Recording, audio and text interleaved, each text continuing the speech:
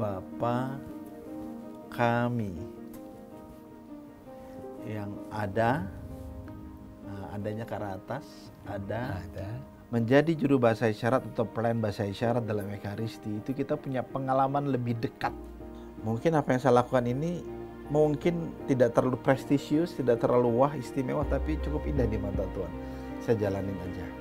Selama beberapa tahun, bahkan mungkin puluhan atau belasan tahun, ada teman tuli yang datang ke gereja tanpa dia tahu Romo ngomong apa, bacanya apa. Kalau beruntung dia didampingi kakaknya diisyaratkan, tapi kalau tidak ya dia lebih baik duduk di luar, terima komuni, atau belum terima komuni saya lupa, di situ pulang. Artinya sepanjang misa dia hening sekali, tapi dia tetap ada kerinduan datang. Saudara-saudari, salam jumpa kembali dalam segmen Inspirasi Kreatif. Semoga Anda dalam keadaan sehat dan penuh berkat. Barangkali ada di antara Anda yang pernah berjumpa dengan seorang disabilitas rungu. Lalu Anda ingin bercakap-cakap dengannya. Namun karena Anda tidak memiliki kemampuan untuk berbahasa isyarat, akhirnya Anda mengalami kesulitan. Memang di dalam komunikasi kita tahu bahwa komunikasi akan efektif apabila kedua belah pihak memahami bahasa atau media komunikasi yang digunakan. Nah, seandainya pada saat itu ada seorang interpreter yang ada di antara Anda, pastilah pembicaraan dan komunikasi Anda dengan seorang disabilitas rungu menjadi lebih lancar. Nah, saudara, contoh tadi mengantar kita pada topik dalam perjumpaan kita kali ini, yaitu mengenai peran penting seorang interpreter untuk mempermudah, untuk menjembatani komunikasi antara orang dengan disabilitas rungu dengan non-disabilitas. Mas Frans. Hai. Apa kabar, Mas? Alhamdulillah, puji Tuhan. Sehat. Luar biasa. Mas Frans, ini setelah pandemi selesai, Mas Frans masih tetap berkiprah di pelayanan sebagai interpreter di misa online kah? Oh masih bahkan ya? Lebih luas lagi dari itu. Online, offline, terus mendampingi teman-teman pelayan bahasa isyarat untuk melayani di beberapa paroki. Seperti itu tuh rutinitas sudah setiap weekendnya seperti itu deh. Luar biasa. Nah, sebelum kita bincang-bincang seputar pengalaman Mas Frans di bidang atau pelayanan interpreter, bisa nggak cerita mengenai latar belakang Mas Frans ini? Kita kan hanya tahu di layar televisi, tetapi sebetulnya siapa sih Mas Frans yang itu ya, dari asal dari mana, keluarga, kemudian latar belakang pendidikan dan sebagainya. Monggo silakan. Oke, Mas Momo izin sebelum saya memperkenalkan diri saya juga ingin memperkenalkan dunia teman-teman tuli nih kepada para pemirsa, karena tadi di awal itu disebutkan disabilitas rungu, ya. Jadi banyak memang istilah yang dipakai untuk memanggil saudara-saudara kita yang tidak bisa mendengar. Ada yang bilang tunarungu, tunawicara, bisu tuli, bisu dalam bahasa daerah tertentu dibilang pekok, ya. Atau ada juga yang dibilang tunawicara. Nah, itu kan banyak istilah-istilah itu. Nah, mana yang sebetulnya mau diterima sama teman-teman tuli dalam perkembangan sekarang. Nah, tunarungu itu adalah istilah medis dan itu biasanya dipakai dalam dunia kesehatan atau kedokteran untuk menunjuk pada orang-orang dengan hambatan pendengaran, kerusakan pendengaran. Nah, kalau yang memakai itu adalah dokter atau tim medis, teman-teman tuli bisa paham gitu, karena kalau penggunaan tunarungu itu nuansanya orang sakit, pasien, orang dengan kelemahan dan kekurangan. Nah, kurang lebih 5 tahun terakhir lah atau 6 tahun terakhir itu sudah mulai bergeser, bukan lagi disebut sebagai tunarungu tetapi justru tuli. Nah, mungkin para pemirsa juga heran, kok tuli sih bukannya kasar ya? Iya kasar karena biasanya kita pakai untuk manggil orang yang ketika kita panggil nggak nengok-nengok, kita langsung panggil dasar tuli begitu. Nah, penggunaan itu yang kurang tepat. Dalam bahasa Inggris, tunarungu itu padanannya adalah hearing impair atau orang dengan kerusakan hambatan pendengaran. That's it. Nah, tetapi kalau tuli itu bahasa Inggris adalah deaf. Deaf. Nah, artinya adalah orang dengan bahasa yang berbeda, budaya yang berbeda. Jadi tidak melihat kekurangannya, disabilitasnya, tetapi keunikannya. Nah, maka pada kesempatan kali ini saya juga mengedukasi Bapak Ibu, sobat-sobat muda semuanya, mereka lebih senang dipanggil tuli sebetulnya. Jangan takut merasa kasar atau negatif, enggak, itu adalah pilihan mereka. Walaupun karena panggilan tunarungu itu sudah cukup lama dipakai, tetapi maka banyak teman-teman tuli yang fine aja sih dipanggil tunarungu, apalagi mereka yang sudah senior-senior. Bahkan induk organisasi terbesar teman-teman tuli di Indonesia itu namanya Gerkatin, Gerakan Kesejahteraan Tunarungu Indonesia. Tapi kan itu udah peninggalan lama. Jadi sedikit edukasi tentang penyebutan Bapak Ibu sekalian ya. Mas Momo izin ya kita insert sedikit. Lalu latar belakang. Saya sudah berkeluarga, dikaruniai 3 orang anak, putri, putra-putra, dan istri masih 1, doakan tetap 1. Gitu ya. Karena konon katanya setia itu penuh dengan pengorbanan, perjuangan, dan pencobaan. Ya betul ya Mas Pomo ya. Oke, terus latar belakang apalagi ya. Saya anak kedua dari 2 bersaudara. Orang tua saya dari Jawa Tengah, keduanya sudah almarhum. Dan salah satu pesan ibu saya, sesibuk-sibuk apapun saya dalam pekerjaan saya, pelayanan saya terhadap teman-teman disabilitas tuli ini, teman-teman tuli ini jangan ditinggalkan. Jadi itu yang saya hidupi sampai sekarang, Mas. Nah, saya tinggal di Bekasi. Paroki saya Paroki Santele Agung Jatiwaringin. Di paroki juga cukup aktif. Sebelumnya juga jadi prodiakon juga, jadi dewan paroki juga, begitu. Maka aktivitas weekend Sabtu Minggu itu udah 2-3 kali lebih padat dari hari-hari biasa. Dan selain sebagai seorang penerjemah bahasa isyarat, saya juga adalah seorang public speaker untuk pengembangan sumber daya manusia, organisasi, pemerhati disabilitas lah, begitu. Saya sangat senang sekali, bukan hanya pelayanan terhadap teman-teman tuli aja, tetapi apapun yang dapat meningkatkan kesejahteraan dan kesetaraan teman-teman disabilitas, ya saya enjoy di bidang itu. Maka saya banyak berkolaborasi dengan berbagai lembaga. Ya, boleh nggak diceritakan awal atau mula pertama Mas Fran itu bersinggungan dengan pelayanan terhadap sahabat tuli itu? Saya happy-happy aja Mas, gak pernah bersinggungan atau tersinggung. Oke, perkenalan saya dengan dunia tuli itu tahun 2001 atau 2002 ya, sekitar itu. Jadi kurang lebih sudah 22 tahun yang lalu. Bagaimana ceritanya?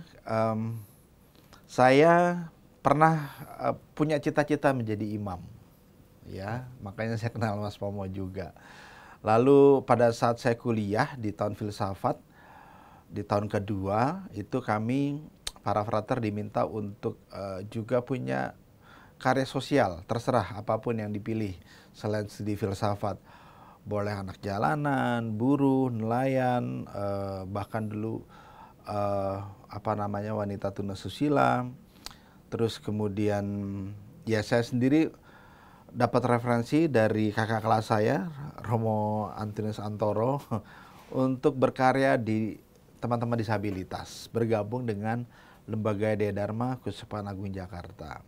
Ya udah saya terjun aja, dan di situ tahun 2002 saya melayani teman-teman tunanetra, teman-teman tuli, teman-teman tunadaksa, teman-teman autis, macam-macam lah begitu. Maka saya belajar braille, saya belajar aksesibilitas mobilitas teman-teman tunadaksa, termasuk juga saya belajar bahasa isyarat gitu. Nah, tetapi braille saya kayaknya tangan saya nggak terlalu sensitif untuk melihat titik-titik di lembaran kertas braille. Terus untuk bahasa isyarat, nah ini bagi saya juga sulit ya begitu melihat menghafalkan gerakan-gerakan itu. Dari 20 atau 30 orang di angkatan saya juga saya termasuk orang yang paling bodoh gitu ya. Ulangan so-so lah begitu. Hampir minus seringkali. Tetapi yang menariknya karena bahasa isyarat itu identik dengan gestur, ekspresi, mimik. Ya saya enjoy aja. Karena dulu saya senang dengan teater, dengan drama, maka entah itu saya betulkah salahkah isyaratnya, yang penting teman-teman sahabat tuli paham aja. Nah sejak saat itu saya terus diminta secara rutin mendampingi teman-teman sahabat tuli untuk Pranekaristi di LDD. Terus karena LDD sudah tidak ada program misa lagi, waktu itu sebulan sekali masih, tapi setelah itu tidak ada karena mereka fokus dengan pengembangan sosial ekonomi. Nah saya menemani teman-teman tuli itu dari satu sekolah ke sekolah yang lain, aula satu ke aula yang lain, kapel satu, kapel yang lain, karena saat itu belum ada gereja yang mau menerima kami. Komunitas tuli ini ekaristi, mereka masih nomaden begitu mas. Ya saya nemenin mereka terus. Dan tahun 2004 saya diputuskan tidak diperkenankan untuk lanjut pendidikan karena satu dan hal. Nah tetapi saya sempat sempat goyang juga. Saya sempat mau meninggalkan pelayanan ini karena pelayanan kepada teman-teman sahabat tuli ini kan ya tuntutan studi aja dulu, saya mikirnya begitu mas. Hanya sebagai apa ya, tanggung jawab edukasi aja, tanggung jawab kuliah begitu. Maka kalau seandainya sudah diputuskan stop semua dong harusnya. Nah tetapi luar biasanya teman-teman disabilitas ini sangat welcome. Mereka tidak melihat latar belakang saya, dalam tanda petik kegagalan saya, mereka tetap membutuhkan tangan saya untuk melayani mereka. Nah, jadi pada tahun 2004 ya, saya sudah keluar, tetapi akhirnya biasa sudah hentikan itu, hampir setahun kali saya nggak mau melayani mereka lagi.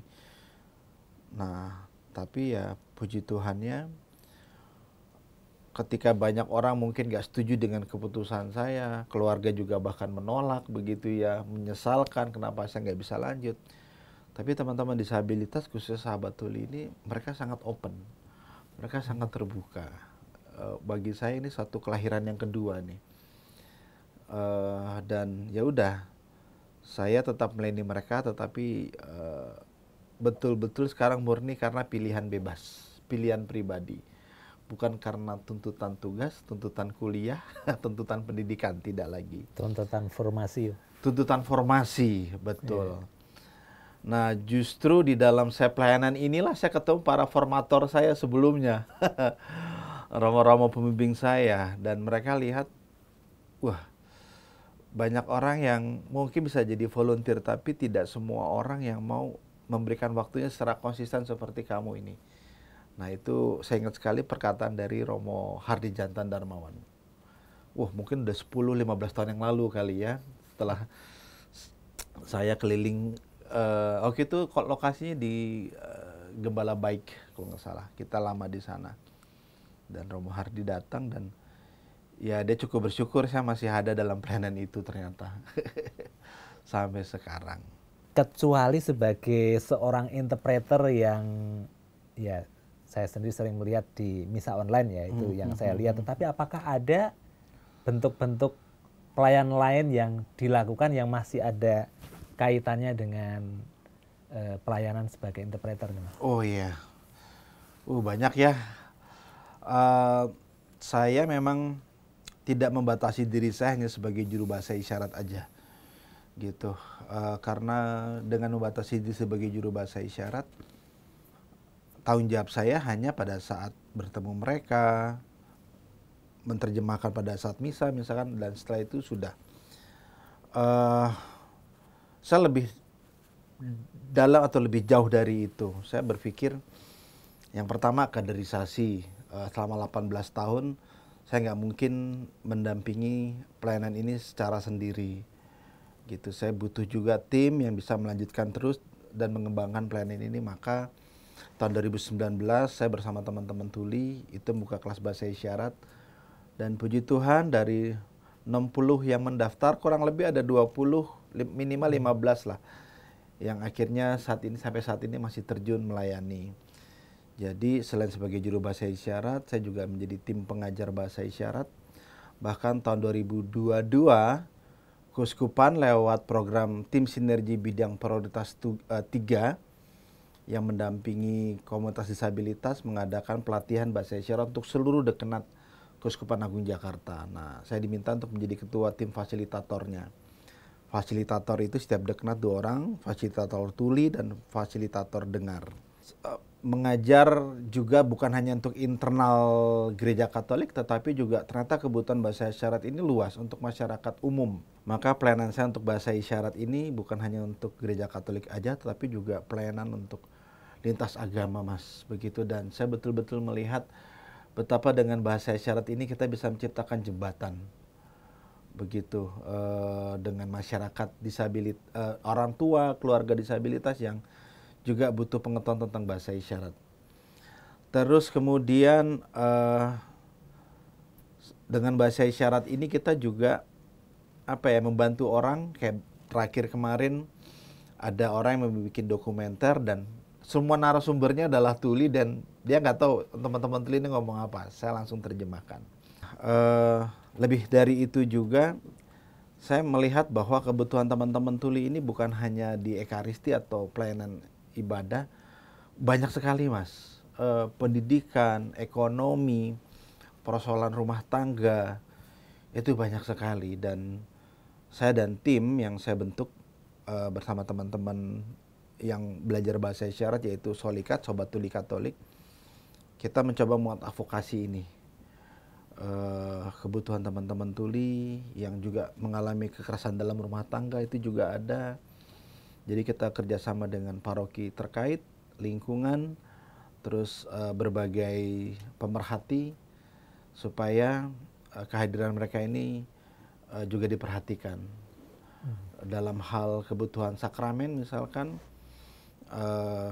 kita juga membantu supaya paroki-paroki itu juga terbuka untuk pelayanan terhadap mereka. Karena berdasarkan Undang-Undang Nomor 8 tahun 2016 itu banyak hal, banyak sektor yang perlu kita advokasi untuk kesetaraan teman-teman disabilitas termasuk teman-teman tuli. Dalam hal peribadatan mereka itu punya hak untuk didata, terlibat dalam kehidupan keagamaan, mendapatkan literasi yang sesuai dengan keterbatasan mereka, kemampuan dan kebutuhan mereka. Terus kemudian juga mereka juga punya hak untuk aktif terlibat dalam kehidupan beragama dan seterusnya dan seterusnya. Jadi ternyata makin berkembang nih kebutuhannya dan semakin memanggil para pemirsa. Semoga bisa terketuk juga untuk bersama saya dan teman-teman memperhatikan komunitas sahabat teman-teman tuli. Yang jelas makin sibuk ya Bang Jaya. Makin sibuk. Tadi memang sudah bercerita soal keterlibatan Mas Fran awal mula itu karena tuntutan formasi pendidikan calon imam ya. Tetapi apakah dalam perkembangan kemudian ada semangat atau motivasi lain sehingga sampai sekarang itu masih tetap semangatnya berkobar-kobar untuk terjun atau melayani bidang ini, Mas? Yes, banyak hal ya, semakin berkobar-kobar, boy, luar biasa berkobar-kobar. Iya betul, saya semakin semangat karena apa ya, saya selalu melihat peluang dan kesempatan harusnya masih terbuka luas untuk teman-teman sahabat tuli, mereka bisa sejahtera ya. Karena di luar sana, seperti di Amerika dan seterusnya, mereka ada banyak yang sudah bekerja di sektor formal cukup banyak, Mas, begitu. Bahkan yang bekerja di NASA juga ada teman-teman tuli ini. Itu bisa terjadi kenapa? Karena bahasa sudah bukan lagi hambatan buat mereka, gitu. Karena ketika mereka masih punya hambatan terhadap bahasa, mulai sejak kecil mereka akan punya hambatan terhadap intelektual mereka. Mereka akan punya hambatan terhadap emosional mereka. Mereka akan tumbuh menjadi anak yang tidak pede, memberontak, tidak percaya diri, lalu kemudian agresif, ya karena mereka ada dalam situasi yang tidak dipahami, tidak dimengerti, dan mereka tidak bisa mengekspresikan dirinya secara penuh. Nah, ini ada masalah dengan emosional. Masalah intelektual yang tadi saya bilang, tidak banyak sekolah-sekolah yang bisa akses inklusif terhadap kebutuhan teman-teman sahabat tuli. Jadi karena intelektual mereka terbatas, kapasitas pengetahuan mereka terbatas, skill dan kemampuan mereka akhirnya terbatas juga. Andaikan sistem pendidikan kita itu sangat inklusif, guru-gurunya bisa berbahasa isyarat, ya kita harap dari jalur pendidikan mereka bisa merubah masa depan mereka. Tapi kalau seandainya saya berkor-kor begitu, saya menyalahkan pemerintah dan seterusnya, kelihatannya nggak ada habisnya. Maka saya ingin agar dalam gerakan kepedulian saya ini, bahasa isyarat menjadi bahasa kita bersama, menjadi budaya bersama. Nah, maka saya selalu mengedukasi setiap orang, belajar bahasa isyarat kita nggak harus ketemu teman tuli, manfaatnya bisa kita rasakan. Tapi kalau seandainya kita bisa menggunakan bahasa isyarat, gestur itu untuk melengkapi komunikasi kita setiap hari, itu akan lebih membantu kita juga untuk berkomunikasi. Nah ini misalkan kayak saya sekarang, saya kalau ngomong itu tangan nggak pernah diem, gitu, karena selalu mau menyampaikan sesuatu, mengekspresikan sesuatu secara penuh. Dan penelitiannya ada dari Albert Mehrabian, dia mengatakan bahwa kalau kita hanya sekedar ngomong begini aja, oral itu paling maksimal hanya 15% orang tertarik dengan kita. Kita lalu bermain tonality, tinggi rendah, lembut, kerasnya suara, itu bisa naik 30% orang tertarik dengan kita. Tapi kalau kita sudah menggunakan non-verbal communication, ada gestur, ada ekspresi, itu langsung 50-60% orang tertarik sama kita. Jadi, saya selalu mengedukasi bahasa isyarat ini penting untuk kita semua loh, bukan hanya untuk teman-teman tuli. Karena ketika Anda berbahasa isyarat, gestur bermain, ekspresi bermain, daya pengaruh Anda pada orang lain juga cukup tinggi. Di luar negeri sana banyak sekali orang tua dengar, yang anaknya dengar, mereka berlomba-lomba belajar bahasa isyarat karena mereka tahu bahwa di usia-usia awal 0 sampai 5 tahun, bahasa isyarat itu bisa mempercepat penyerapan bahasa mereka hanya ketimbang daripada oral aja. Begitu. Nah, saya edukasi ini supaya ya itu tadi, bahasa isyarat menjadi budaya kita bersama dan tidak ada yang ketinggalan lah begitu untuk mencapai kesetaraan. Karena awalnya hanya masalah fisik, tapi jadi hambatan emosional, hambatan mental, hambatan pendidikan, hambatan intelektual, akhirnya hambatan finansial masa depan mereka. Jadi kalau kita berjuang supaya hambatan bahasa bukan lagi kendala, ya semoga mereka menjadi pribadi yang lebih baik, terus pendidikan jadi akses, masa depan lebih baik buat mereka. Itu aja sih. Luar biasa. Sebagai orang yang mendengar saya, melihat Mas Fran melakukan gerakan isyarat itu, karena saya belum belajar, maka saya sebetulnya ingin, tapi kok kayaknya susah ya. Tetapi pengalaman Mas Fran sendiri gimana? Nah itu dia. Kadang-kadang kita langsung batas diri susah. Tapi sejenak tadi kalau saya lihat Mas Pomo nanya sama saya, kalau saya tutup telinga saya, itu saya masih lumayan nangkep loh. Mas Pomo ini bicara apa. Saya tidak mendengar kata-kata, tapi saya membaca oral, saya membaca gestur tangan, ekspresi. Kalaupun saya nggak dengar, saya akan kayaknya bisa tetap jawab gitu, nyambung. Artinya apa? Sebetulnya dengan bahasa isyarat itu kita sudah ada kok setiap harinya. Gestur, ekspresi kita sudah ada. Bahkan sebelum kita berbicara normal verbal kayak begini, bahasa pertama kita adalah bahasa gestur. Bisa juga disebutkan bahasa isyarat. Kalau ketika kita kecil dulu lapar nggak mungkin kita bilang makan gitu, aus minum enggak. Lebih banyak kita menangis atau kita ngenyot apa namanya jempol ya. Itu gestur umum, artinya ada sesuatu yang ingin dimasukkan di mulut mereka.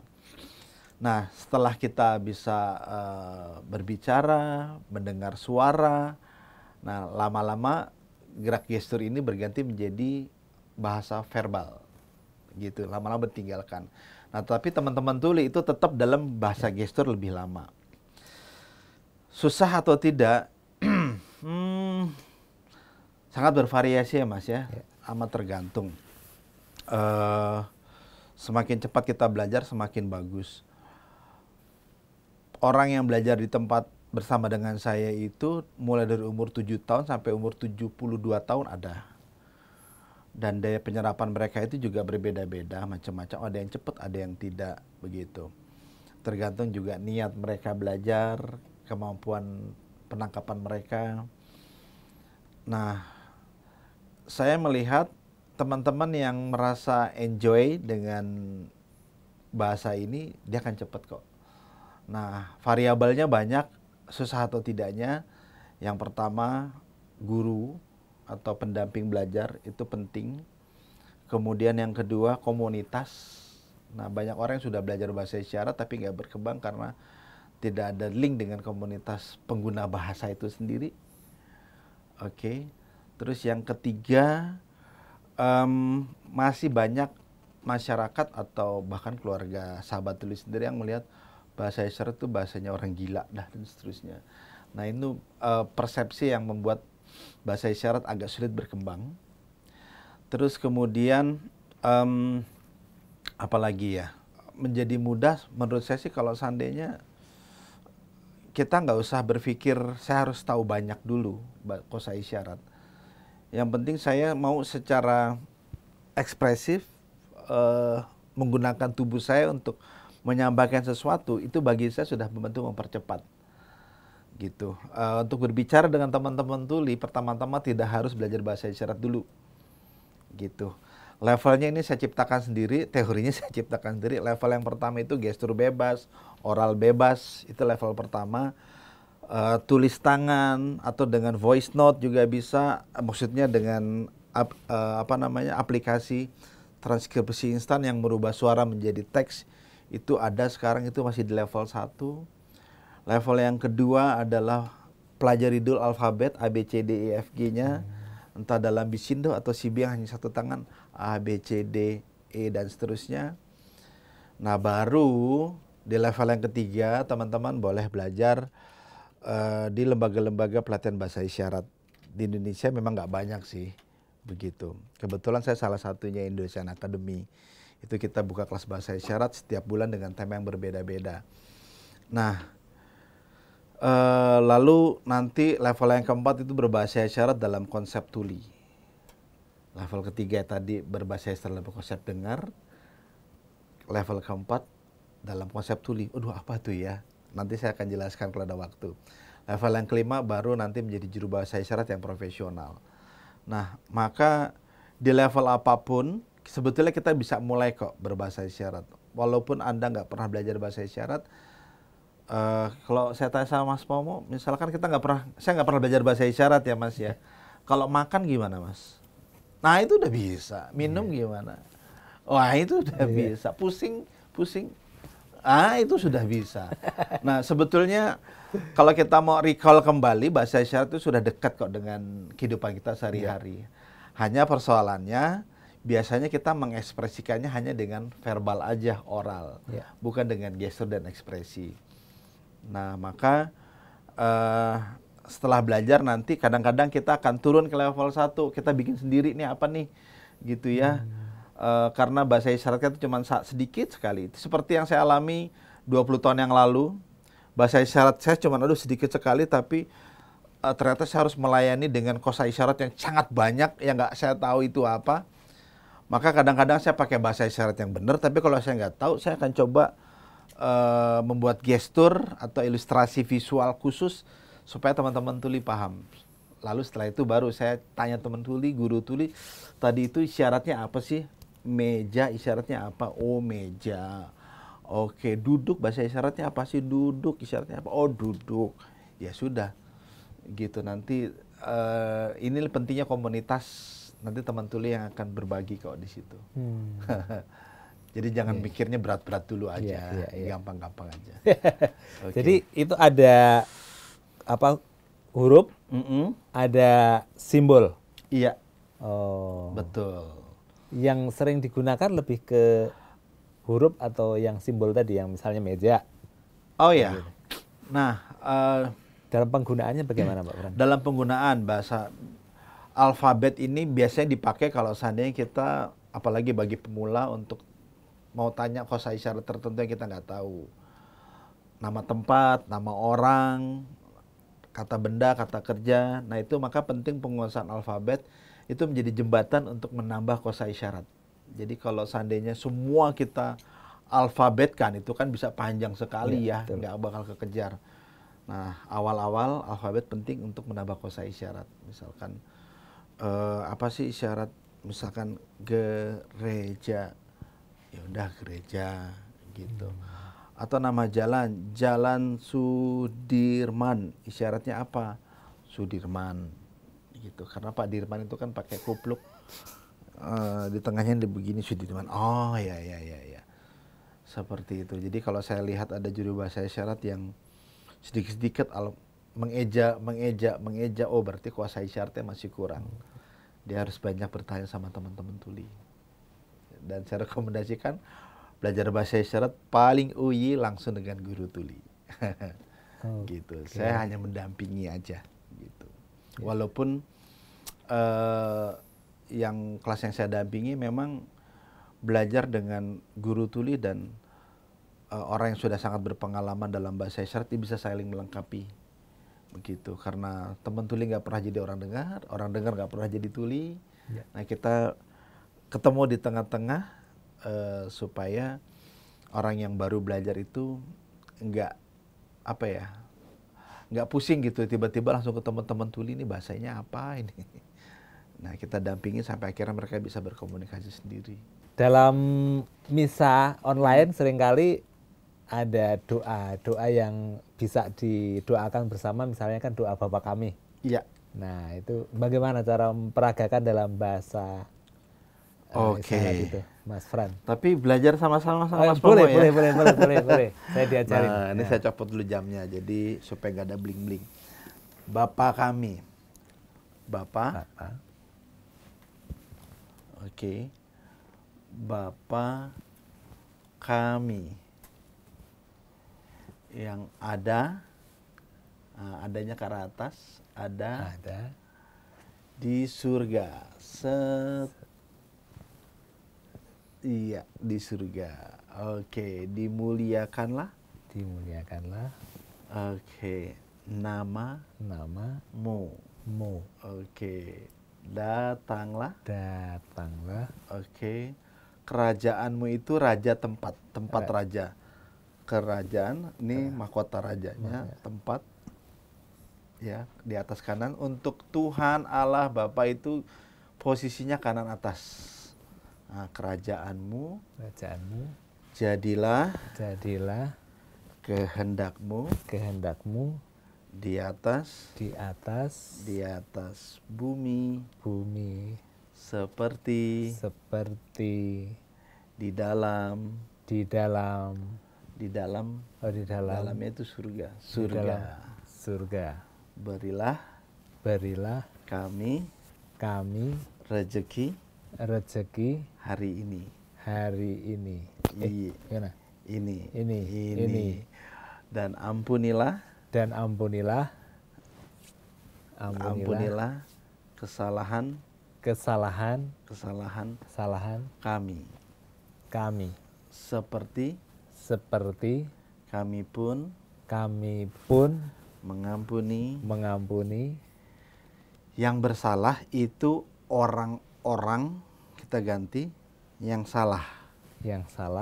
Orang-orang salah pada kami, dan janganlah masukkan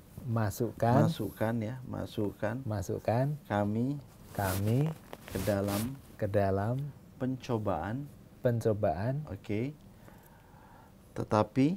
Tetapi bebaskanlah kami dari yang jahat. Amin. Iya. Waduh, luar biasa ini. Doa Bapa kami, luar biasa. Ternyata ada banyak gerakan, tetapi kurang lebih mengekspresikan doa Bapa kami. Nah, ini yang paling penting, mengekspresikan. Artinya saya sendiri dan juga teman-teman yang pernah merasakannya itu ketika berdoa, bernyanyi dengan bahasa isyarat, itu feelingnya double. Perasaannya itu nggak bisa dikatakan lah ya. Yang jelas lebih mendayu, lebih dalam aja rasanya, begitu. Karena bukan hanya oral, tapi juga tubuh, perhatian, emang seperti kita ngomong langsung sama Tuhan, begitu. Nah, terutama pada saat kita menerjemahkan Injil, ini pengalaman saya, menjadi juru bahasa isyarat atau pelayan bahasa isyarat dalam Ekaristi, itu kita punya pengalaman lebih dekat dengan firman Tuhan, dengan sabdanya. Kenapa? Karena satu, udah pasti sebelum tugas kita berlatih. Kedua, cara berlatihnya adalah kita masuk dalam cerita itu, dalam kitab suci, dalam Injil.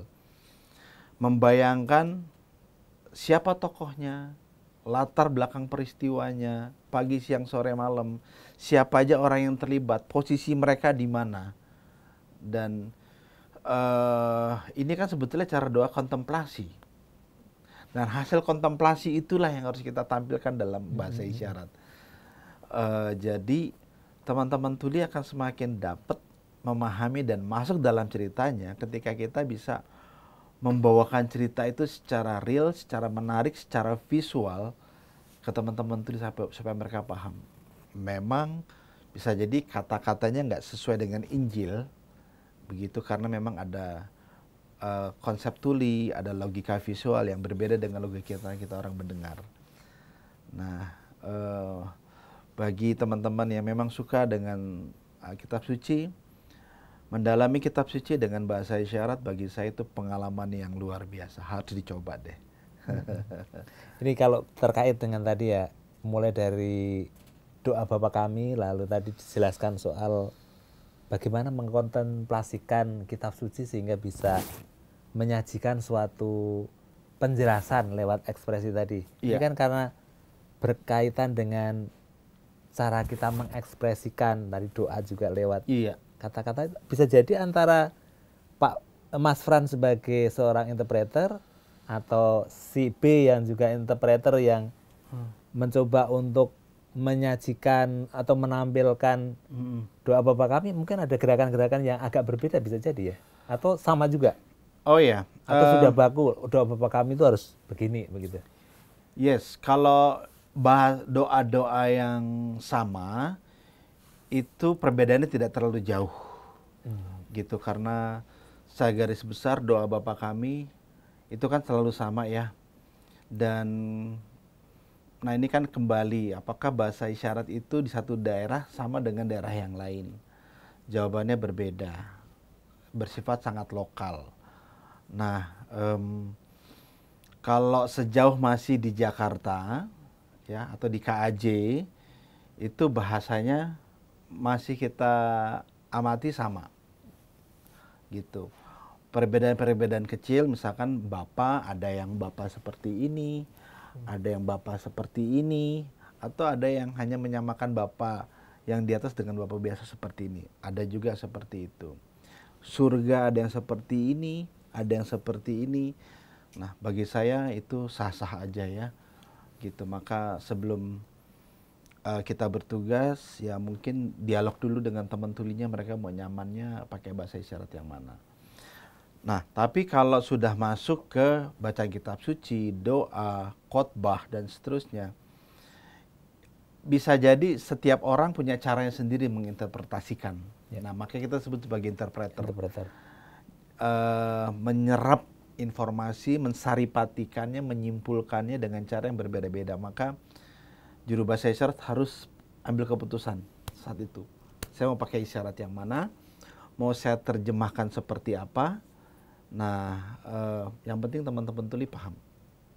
Gitu. Maka pelayan bahasa isyarat satu dengan yang lain bisa jadi cara menerjemahkan berbeda, tetapi bahasa isyaratnya sendiri ya kurang lebih sama. Bahasa isyaratnya kurang lebih sama. Hanya bagaimana dia menerjemahkannya, menyederhanakannya. Nah, setiap orang tuh punya cara beda-beda. Sudah 22 tahun kurang lebih ya Mas Fran berkiprah sebagai seorang interpreter, melayani di kalangan teman-teman tuli ya. Apakah ada pengalaman-pengalaman yang sangat mengesan dan itu menjadi seperti ya sesuatu yang selalu dikenang oleh Mas Fran selama kurun waktu 22 tahun ini? Oke, banyak ya kesan saya dengan mereka nih. Ketertarikan saya yang pertama ketika saya belum paham tentang bahasa isyarat dan ada teman tuli yang berbicara dengan saya dengan jarak yang cukup jauh, mungkin 6 sampai 7 atau bahkan 10 meter. Saya tidak bersuara, tetapi kita bisa berkomunikasi secara intens. Karena mata mereka cukup tajam untuk melihat bibir. Gitu. Wah, luar biasa. Dan kemampuan ini ternyata membaca gerak bibir itu dipelajari oleh para intelijen internasional loh, untuk membaca gerak bibir. Oke, keren. Jadi kalau Tuhan memberikan kesempatan orang untuk punya hambatan tertentu, dia akan memberikan kekuatan di sisi yang lain.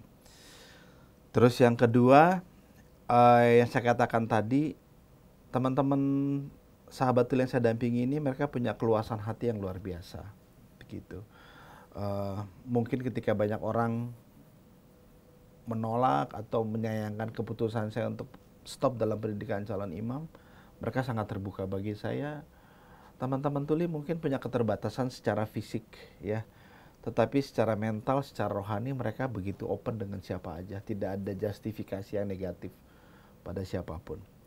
Itu yang kedua. Lalu yang ketiga, saya merasa banyak sekali, saya nggak tahu ya apakah itu disebut sebagai sentuhan Tuhan, sapaan Tuhan, tapi kalau saya pernah belajar pembedaan roh begitu, bagaimana roh saya bisa rasakan, pengalaman konsolasi itu juga saya rasakan pada saat saya bertugas, merasa dicintai, merasa mendapatkan cinta berkat yang luar biasa pada saat kita melayani, itu sering kali terjadi. Nah, perasaan haru, perasaan bangga, perasaan senang dalam momen-momen tertentu itu pernah terjadi ya. Misalkan ketika saya berisyarat, tapi saya merasa tiba-tiba ada perasaan dicinta yang besar sehingga akhirnya saya nggak kuat lagi untuk berisyarat. Akhirnya saya kabur ke toilet untuk menenangkan hati. Ya, saya mensyukuri si peristiwa itu gitu. Terus peristiwa lain lagi, ya saya ketemu juga dengan mantan pacar yang sekarang menjadi istri saya juga dalam pelayanan di LDD. Jadi saat saya lagi menerjemahkan, teman-teman tuli di depan saya, mereka kan maunya satu paket, tangan, tubuh, mata saya itu semuanya ke mereka. Tapi suatu ketika iya saya berisyarat sama mereka, tapi mata saya jelalatan ke belakang gitu. Nah, mereka langsung nengok semua ke belakang. Kamu ngeliatin apa sih di belakang? Kelakuan dasar nih, fokus-fokus gitu. Gitu. Nah, dan saya bersyukur kalau seandainya saya nggak ketemu istri saya dalam pelayanan seperti saat ini di saat itu, wah mungkin nggak mudah ya. Kenapa? Karena banyak kesibukan saya seperti saya katakan tadi justru terjadi hari Sabtu dan Minggu. Itu kan harinya keluarga. Tapi karena saya juga bertemu istri itu juga dalam pelayanan seperti itu, ya dia bisa paham. Gitu. Anak-anak saya juga sudah melihat bahwa mungkin waktu bersama dengan saya itu di luar dari Sabtu Minggu, hari Senin, Selasa misalkan jalan-jalannya.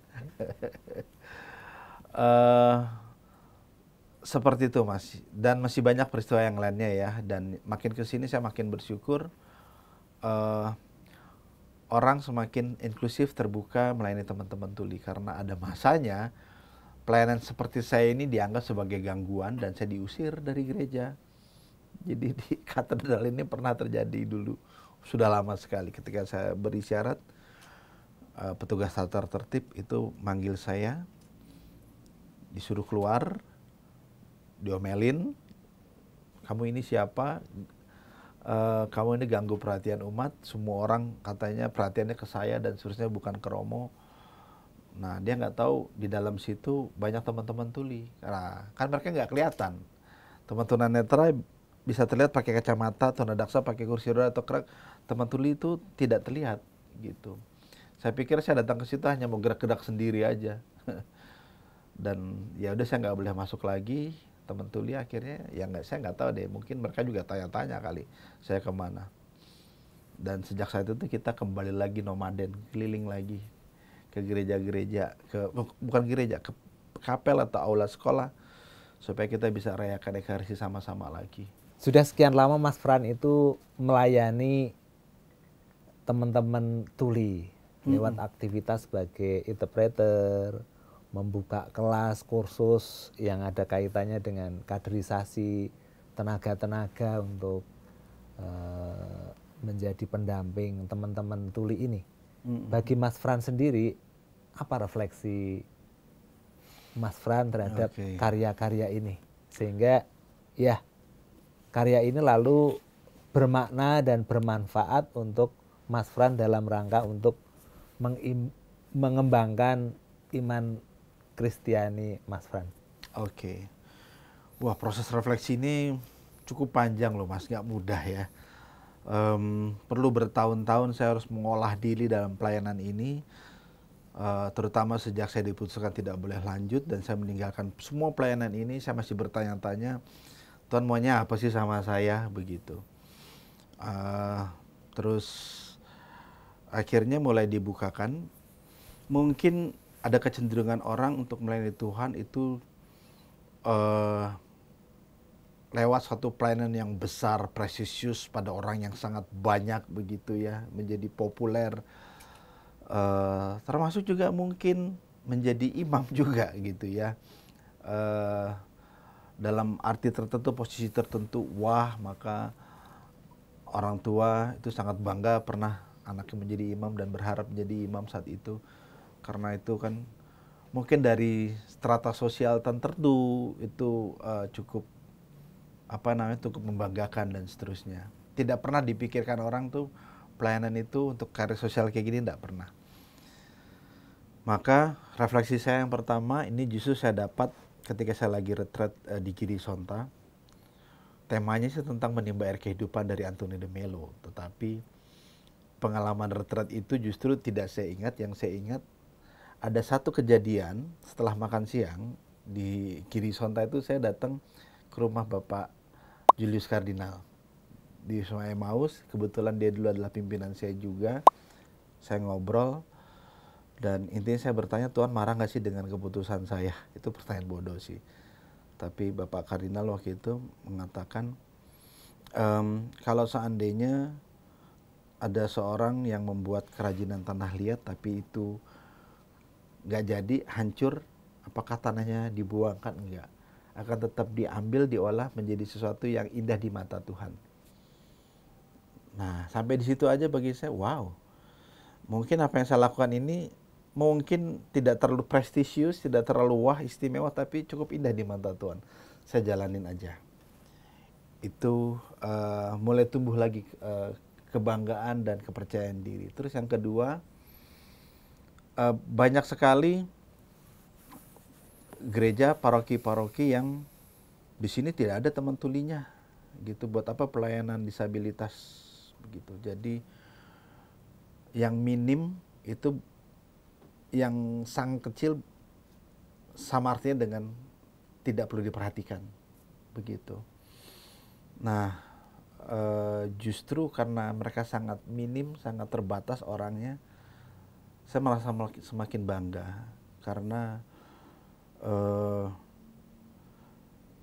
saya langsung bercermin pada semangat gembala baik dan murah hati aja gitu. Yesus sendiri rela meninggalkan 99 domba mencari yang satu gitu ya, sampai ke ujung dicari begitu. Dan setelah ketemu sukacitanya kan besar ya. Nah demikian juga teman-teman tuli ini kan dia mungkin sangat minim sekali jumlahnya, hanya 0,0 sekian gitu di paroki atau di kuskupan. Nah tetapi karena sering minimnya inilah orang nggak memperhatikan. Maka ketika saya mampu mendapatkan satu teman tuli yang dalam kesepian mereka bergumul dengan imannya, tiba-tiba saya bisa hadir di situ, wah itu ya entah kenapa mungkin ya Tuhan mau menitipkan perhatiannya melalui saya kali ya. Karena misalkan terbukti kemarin saya lagi mendampingi di Bintaro nih. Selama beberapa tahun, bahkan mungkin puluhan atau belasan tahun, ada teman tuli yang datang ke gereja tanpa dia tahu romo ngomong apa, bacanya apa. Kalau beruntung dia didampingi kakaknya diisyaratkan, tapi kalau tidak ya dia lebih baik duduk di luar, terima komuni, atau belum terima komuni saya lupa. Habis itu pulang. Artinya sepanjang misa dia hening sekali, tapi dia tetap ada kerinduan datang. Tidak ada satu umat pun yang tahu, menyadari dia tuli di situ. Sampai satu ketika saya datang di sana melayani, pihak gereja juga nggak tahu apakah ada tuli atau tidak. Yang penting saya berisyarat aja di situ bersama teman-teman. Dan teman tuli ini ada dan sukacitanya luar biasa loh. Baru pertama kali ini saya melihat ada interpreter dan saya paham dengan ekaristi karena ada bahasa isyarat di sini. Dan sejak saat itu saya berkomunikasi sama dia, memperkenalkan dia ke teman-teman di parokinya. Dan sejak saat itu banyak sekali yang belajar bahasa isyarat dan kebanyakan orang muda. Jumlahnya 30 sampai 40 orang di sana. Gitu. Dan orang ini jadi diuongke, benar-benar diuongke. Tadinya nobody, no one menjadi somebody, menjadi someone di situ. Dia betul-betul diperhatikan, diminta untuk mengajar bahasa isyarat, bahkan ada susteran memberikan dia pekerjaan. Bagi saya kan kalau dia tidak diangkat kan nggak dilihat. Begitu. Nah ini masih banyak contoh-contoh seperti ini di luaran sana. Begitu. Ya saya mungkin tidak mendampingi ribuan orang atau jutaan teman-teman tuli yang mungkin jumlah mereka hanya puluhan dan usia mereka juga sudah agak lanjut usia begitu. Nah tapi saya berharap mungkin di usia senja mereka merasa dihormati, dihargai, diuongke di paroki masing-masing atau oleh gereja di KAJ dan dimanapun juga. Ini pertanyaan terakhir Pak Fran. Iya. Adakah pesan-pesan yang ingin Pak Fran atau Mas Fran sampaikan kepada siapa saja, tetapi utamanya agar setiap orang mencoba untuk bisa menerima, bisa berkomunikasi dengan teman-teman tuli ini? Oke. Bapak Ibu, saudara-saudari, kawan-kawan yang saya kasihi, disabilitas itu sebuah keniscayaan, hanya masalah waktu cepat atau lambat. Setiap orang mungkin gak pernah mau, tetapi bisa jadi karena sakit, karena usia, karena kecelakaan, atau sebab-sebab yang lain, kita mengalami apa yang saudara-saudara kita alami juga. Bisa jadi juga. Maka disabilitas itu sebetulnya dekat sekali dengan kehidupan kita. Nah, perhatian kita kepada teman-teman disabilitas itu sebetulnya juga dalam arti tertentu mempersiapkan diri kita menerima diri kita juga ketika one day kita atau keluarga kita juga mengalami hal yang sama. Nah, maka pada kesempatan kali ini teman-teman yuk kita melihat saudara-saudara kita yang disabilitas, teman-teman sahabat tuli, mereka adalah keluarga kita, saudara perjuangan kita. Mereka juga bergumul dalam kehidupannya, dalam imannya. Yuk, kalau Santo Paulus kan minta kita supaya kita saling bantu-membantu di dalam iman. Maka mari kenali kebutuhan teman-teman disabilitas, termasuk diantaranya adalah kebutuhan bahasa isyarat bagi teman-teman tuli. Karena ini sekali lagi bukan bahasa sekedar bahasa isyarat, tetapi melalui bahasa ini kita bisa merubah banyak perubahan yang lebih baik pada teman-teman sahabat tuli ini. Tetapi sekali lagi bahasa isyarat itu juga bermanfaat juga loh buat kita juga. Banyak keluarga-keluarga yang minta supaya bahasa isyarat untuk orang tuanya yang lansia. Mungkin ada pasangan suami istri yang udah malas kebanyakan ngomong gitu ya. Mereka pengen belajar bahasa isyarat. So artinya bahasa isyarat juga kebutuhan kita bersama, bukan hanya kebutuhan teman tuli. Maka mari jadikan bahasa isyarat menjadi budaya kita bersama. Mari jadikan masyarakat yang lebih inklusif, mulai dari gereja, mulai dari keluarga kita. Bahasa isyarat bukan bahasanya orang aneh, tapi adalah bahasa cinta, gitu. Karena kita menggunakan seluruh tubuh kita untuk menyampaikan pesan, menunjukkan pesan, memberitahu bahwa orang itu kita perhatikan, dicintai, diterima, walaupun dia tidak mendengar kita. Nah, saudara-saudari, refleksi iman atas karya yang sudah dilakukan oleh Pak Fran dan juga pesan dan ajakan dari Mas Fran untuk kita semua itu mengakhiri perjumpaan kita dalam segmen Inspirasi Kreatif ini. Satu hal yang saya sangat terkesan dengan sharing dari Mas Fran tadi adalah bahasa isyarat adalah bahasa cinta. Luar biasa. Nah, terima kasih untuk kehadiran Mas Fran. Sama-sama. Di kesempatan kita kali ini.